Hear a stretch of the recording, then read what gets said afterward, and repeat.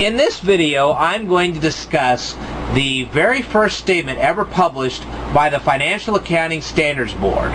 And this document was published back in 1973 when they were founded. And what they were talking about in this particular statement was foreign currency exchange rates. Now you're sitting there going, what are you talking about? Foreign currency exchange rates. Okay. Well, if you've lived here in the Midwest like I have most of my life, you've probably never seen a currency, foreign currency, unless of course you went to some sort of currency shop, or occasionally you work in retail, you might see a Canadian penny, a Canadian dime, a Canadian quarter, that kind of thing.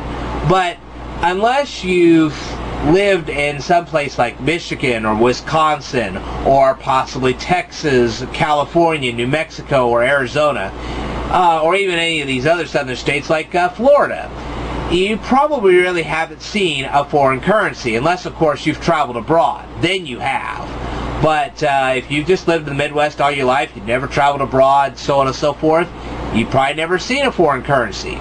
Now, you might have seen some on the computer, you might have typed it up on the internet, boom, there it was, but to actually have come in contact with it, you probably have not. But some people have. Well, I have a list here of foreign currencies, and there's of course the European euro. I'm sure you've heard a lot about it. If you've lived in New York City, you probably have seen the European euro. There's the British pound, the East Caribbean dollar, the Canadian dollar, which is something that people in Michigan and Wisconsin may have already seen.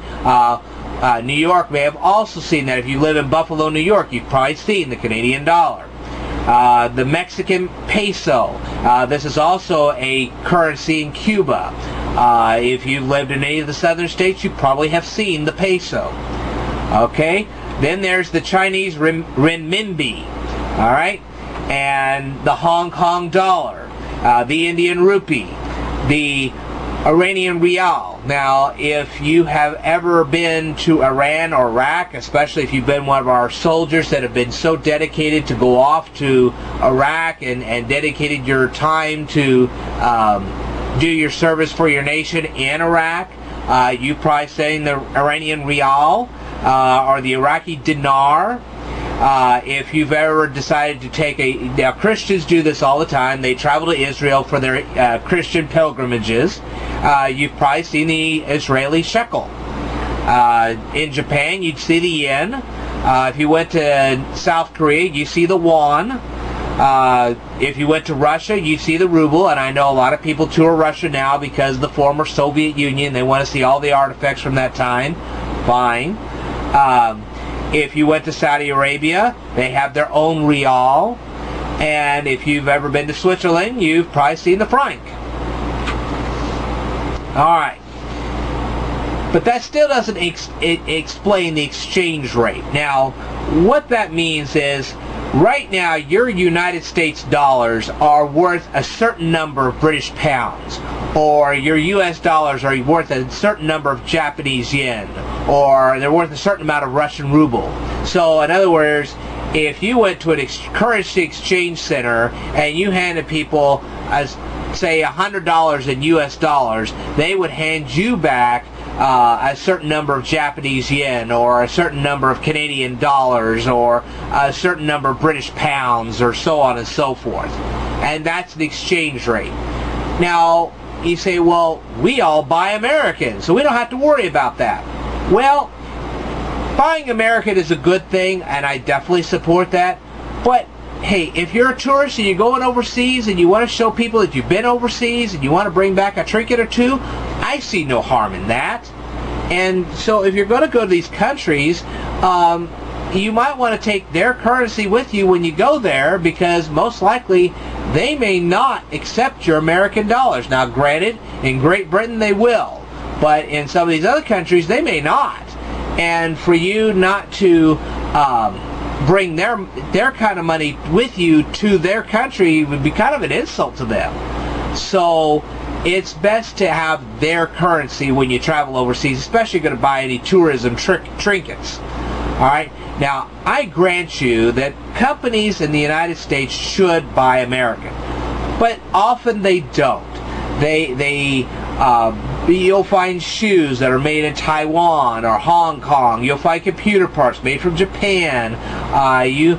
You may find stuff that was made in Great Britain, so on and so forth. If you've ever bought any Doctor Who videos, they were made in Great Britain, so you're actually buying from Great Britain, and so therefore your U.S. dollars had to be turned into British pounds when you buy something like that. I happen to be a big fan of Doctor Who, so there you go. Well, companies have to account for this, and it's very important because Uncle Sam wants to take a look at this due to the fact that Uncle Sam, your government, likes to tax the companies, and when they do, they want a full accounting of what you have and what you don't have. So that's where this exchange rate comes in. What these companies were doing back at that time was they ran a current, non-current exchange procedure, and what that meant was if they had a particular asset like a tractor that could suddenly be sold off within a year. Let's say they had a $10,000 tractor, they could put it up on the market right then and there and sell it off. They would have to state the value of that tractor at the rate of exchange at the moment that they wrote the accounting transaction. Okay? In other words, when they made their accounting statements, when they were making the accounting statements, whatever that exchange rate was at that moment, that's how they'd have to state the value.